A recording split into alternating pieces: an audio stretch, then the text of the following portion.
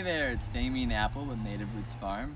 Thanks for coming out to the farm today to see how we do some tool usage with bed prep, weeding, and harvesting. This is Native Roots Farm.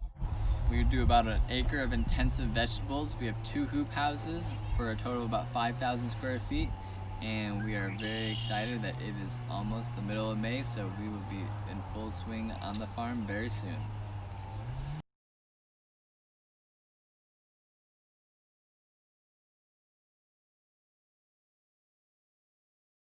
This is our broad fork that we use on the farm. It is one of the main tools that we use for bed preparation. So broad fork has typically 5 or 6 tines. Ours has 5 tines. You're going to sink it into the ground. You're going to step on it like this so it sinks all the way in, and you're going to slowly pull it back to loosen the soil. Once I do that one, I'm going to pick it up, move it 10 to 12 inches back, step it in the ground, wiggle back and forth so it's all the way in, and do it again. We're going to do this completely down the bed. It helps to reduce compaction in your soil. It also helps for good drainage and promotion of, the promotion of biological life in your soil. If we didn't have a broad fork, we'd be using some kind of a tractor implement, but we love to use hand tools, so this is our primary way to do bed preparation.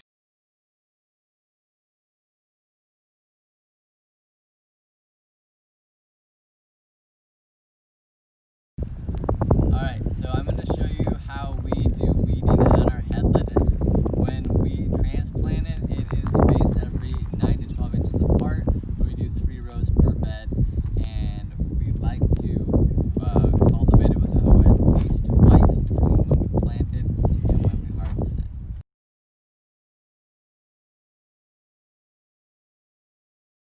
We have a standard hoe right here. This is what I use a lot. I find it to be very, very useful. I love how long the handle is.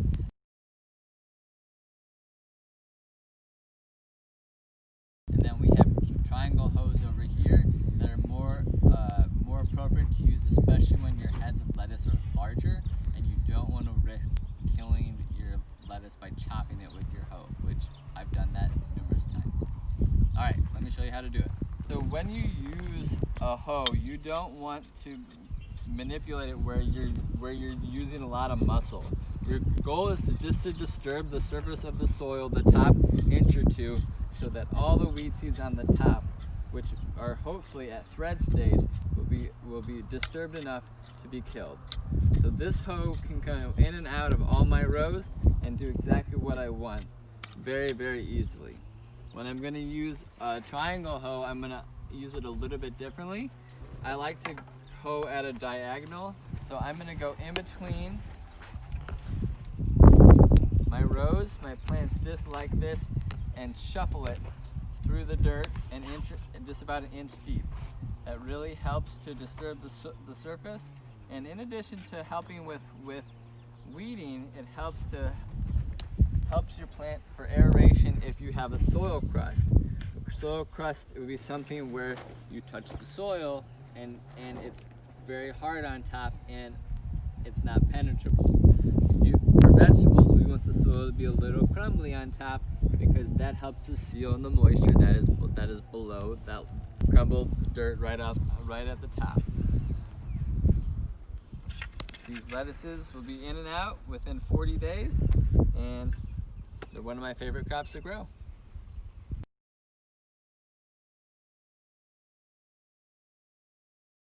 This is a standard hoe, and we use it for all types of bed prep on the farm. Today I'm going to show you what we do to make our green bean beds. So I like to have 2 different trenches for our green beans. I showed you the earthway seeder to plant green beans. We don't do that.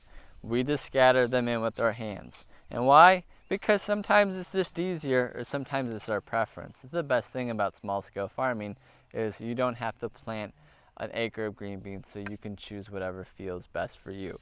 So with my standard hoe, I'm going to make a trench that's about 4 to 6 inches deep, and I'm going to scatter my green beans in it. When you plant your green beans, you just take your package or your hand and you just sprinkle them right down on the ground, and then to finish them up, you just pop a little bit of soil right on top, just an inch or two. You don't want too much because you want to make sure that your green beans will come up through the soil. Several recommendations. If you have clay soil, I recommend pre-sprouting your beans before you plant them. That way they have a better chance at coming through a harder crust. If you don't know what that is, look it up.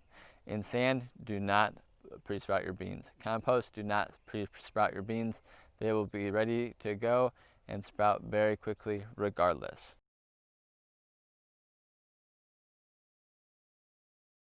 So this is a bed of snap peas that are just starting to sprout out of the ground.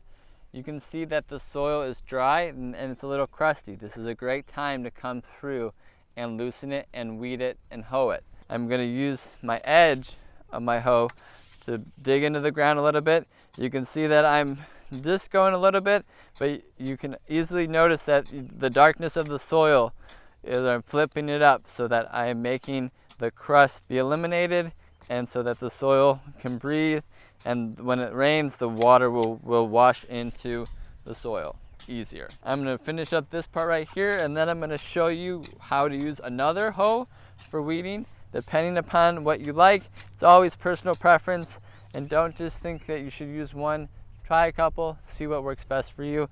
It still will probably take you a year or two to figure out what's your favorite. So this is a hula hoe or a stirrup hoe, and we are going to use it in a similar fashion.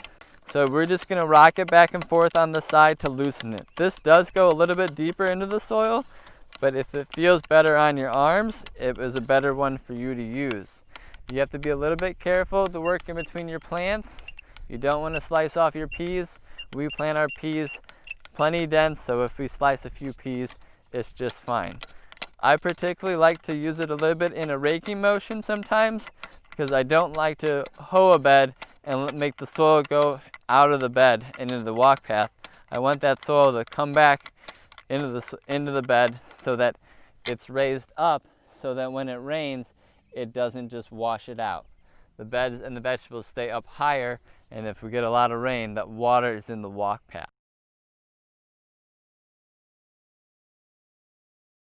All right, so this is an example of soil that is crusted. It is hard to penetrate, and this means that if you're direct seeding like baby lettuce, or radishes, or turnips, your seeds could potentially have a harder time coming up. This is just a bed of broccoli, but this is an example of when you have a crusted bed, it's a good time to hoe it and loosen it up. If you just let it crust, when the rain falls on it, it's going to run off more and not be able to soak into the ground. So you want the rain to be able to penetrate so that you can not have to water your crop as much as possible. Depending upon on your soil type, it is your varying factor of how much your soil will crust.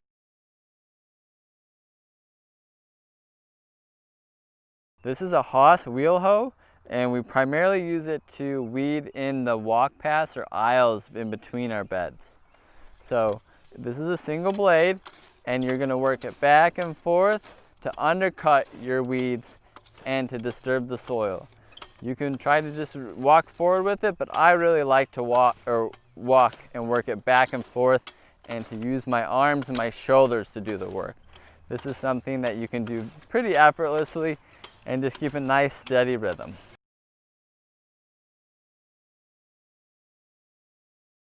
All right, this is our seed bed roller. We use it to try to make a nice firm surface for planting our direct seeding our seeds into the ground. We just slowly pull it along the bed, and it helps to even it out and to make our bed ready to seed into. And then also we do it afterwards to get good contact between the soil and the seed.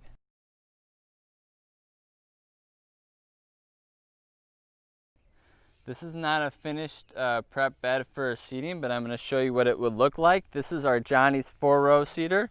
So it's going to just be dragged through the soil just like this, and it's going to rotate, and the seeds are going to come out as we go along. We use this for baby lettuce, carrots, radishes, turnips, Asian greens, spinach, anything that you want to have in straight rows, and you want it to be as precise as possible.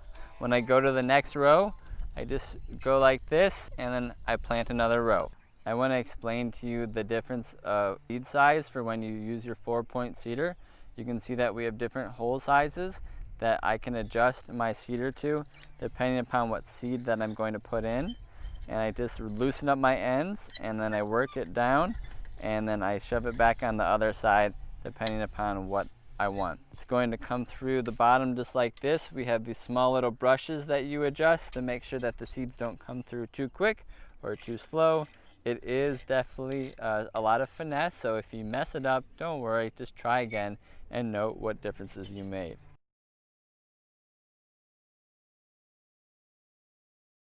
This is an earthway push seeder, different than our 4-row precision seeder. This is used for crops like beans, peas, beets, bigger seeds typically. You can plant radishes. This is something that you can buy initially when you want to use some type of tool to do seeding rather just by hand. It costs about $100. You're going to empty your seeds into your hopper. Inside the hopper there is a seed plate. It comes with several different sizes depending upon the seed that you're planting, and then you're just going to start pushing, and the seeds will be dropped just as you go down. You can see that in the soil there's a furrow or a trench made, and the seeds go right in there, and the chain helps to cover it up.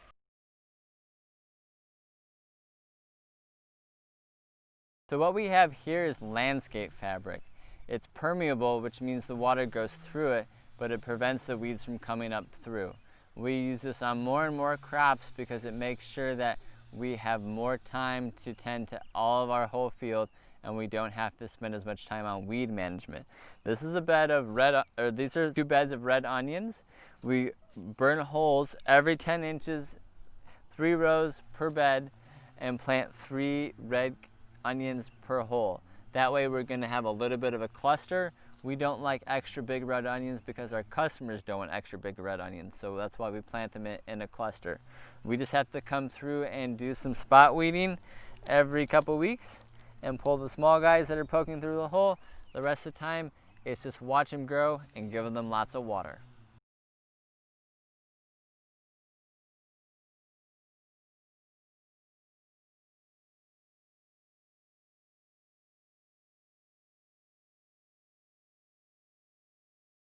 So what is our compost made out of?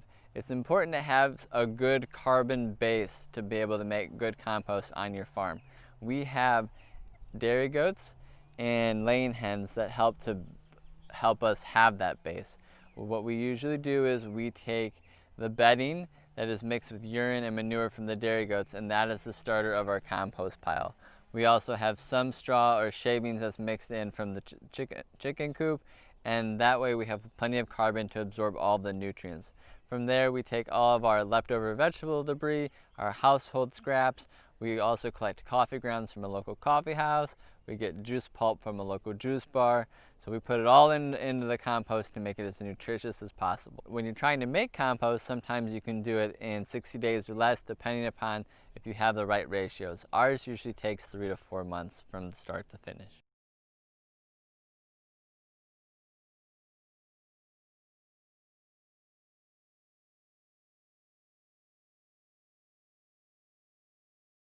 So the majority of fertility we spread on our fields is this, compost. Either we get compost from our county compost site that's made from decomposed leaves, or we make it ourselves. This is homemade. And for our beds, we just grab it, and there's shovels, and we shovel it right on the bed. If you're really good, you can have the tractor moving, the tractor driver never stopping, and you can shovel the whole bucket without ever having to stop.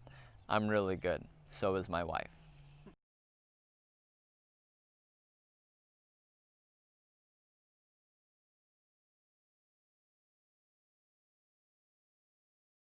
So I'm going to show you how to plant a tomato plant.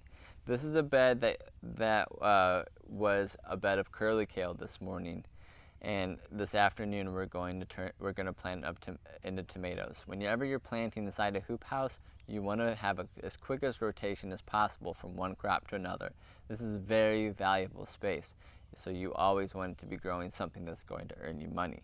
Tomatoes we plant one single row, and we're going to take our trowel, stab it in like a dagger, and make a hole that's 6 to 8 inches deep. I'm going to grab my tomato plant with my fingers like this right around the stem to make sure that it does not get too jostled in the process. I'm squeezing the bottom to loosen it. I'm going to see what kind of root structure I have. These tomatoes are still pretty small, so their roots could be a little bit bigger, and I'd prefer it, but this still isn't that bad. I'm going to pop it in the ground. You want your tomato to go in to be at least at or right around the same soil level as where it was in the pot. If it's a little lower, a little higher, I would recommend it to be lower, because higher means that it is a better chance of snapping off. You firm it just a little bit, but don't firm it a lot, because watering is going to do that for you.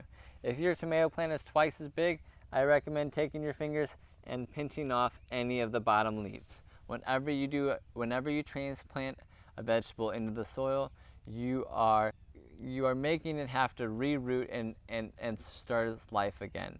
Therefore, we don't want too many leaves on our plants when we put them in the field, because that means that they have to respirate a lot, and that's harder for them to get established. They'll grow just quickly. This guy will be up and going in the next 2 weeks and look like he's going to grow us some good tomatoes in the next months ahead.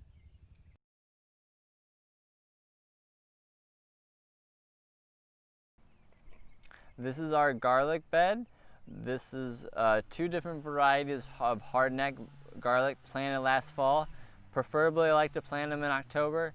My last plant date is usually December 15th, because sometimes the season gets away from you. Last year, I think I planted on December 1st. But we do it in several different ways to make sure that it survives the winter well. We prepare the soil with the broad fork.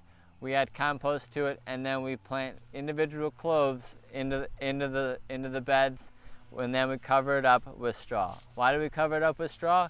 1, it's a weed suppressor. 2, it helps control moisture. And 3, it insulates it through harsh winter weather. Do you have to do this? I'm told no. Would I recommend it? Yes. We'll be watering these garlic regularly every week until late June, to when it will be starting time to dry down, and then we usually harvest sometime the 1st or 2nd week of July.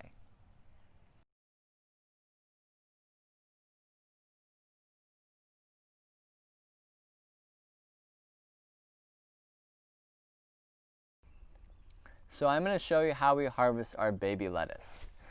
We harvest in a method that's called cut and come again, which means that we just use a sharp Johnny's knife, and we cut the outer leaves, and then we let the center growing tip regrow and produce more leaves.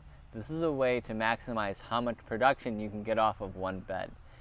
It takes more time to do the harvest, but you don't have to have as many beds. If you have a lot of beds to plant your baby lettuce, then maybe using something like a greens harvester or doing clear cutting is a more appropriate method, because you have that amount to be able to meet your production.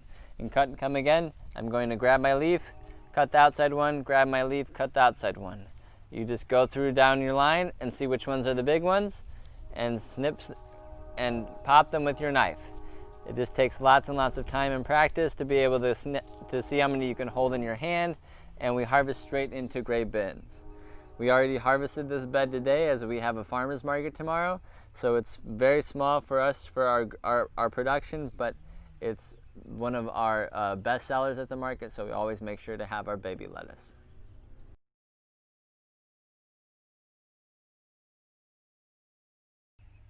So this is a bed of Tokyo Bekana. It's an Asian green that not many people know about. It's something that we use in our spring spicy mix, which is filled with all types of Asian greens: pak choi, mustard, mizuna, kale, and also Tokyo Bekana. What we like about this is that even though it's already at seed stage, which means it's about time to rip it up, we can harvest it still, the outer leaves, and then we harvest the florets and put them in our spicy greens mix. People love the added fresh color and think that edible flowers are absolutely beautiful. Just because you've never seen someone do something like this doesn't mean you can't. That's one of the biggest things we've learned on our farm, is that if we think that we would like eating it in this certain way, then we think our customers would too. So we're very innovative like that. This is a cut and come again green. It's a member of the cabbage family, and it's extremely productive. It grows faster than any of our other greens in the spring. We harvest right into our hands, put it in our bin, wash it up, mix it in with all of our other spicy greens, makes delicious salads.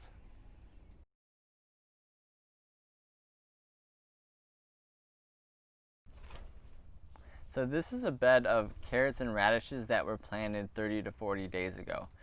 Most radishes take about 30 days, so we're ready to harvest the radishes from. I'm just going to go in there, and if my catalinden leaves are yellow or droopy, I like to pull them off because I want my customers to have the prettiest radishes that don't have any decaying parts of the plant on it as possible. I gather them all in one hand and just gather up usually about 10 to 12 radishes for my bunch. I'm just going to gather 5 here so as of convenience. Face them all one direction. Have rubber bands right on my wrist so that they're easy and convenient. Do a couple loops on the rubber bands on the radishes, and I'm good to go.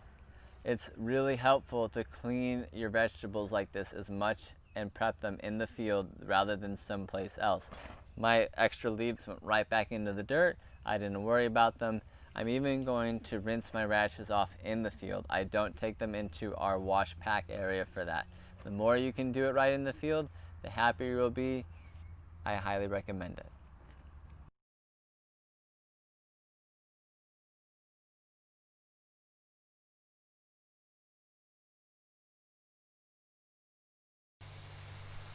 So this is how we wash a bunch of radishes. We take one of our irrigation hydrants and we have a splitter on it so that the water is only going to come out one side, and I'm going to put it on not all the way flowing but just halfway so I get a nice flow. I'm going to take my bottom where I have my dirt and I'm going to go like this, rinse it off, rinse my tops, and pop it in my lug or my bin. This takes less than 10 seconds per bunch of radishes to wash. It's super fast. You can do it standing up. I love it.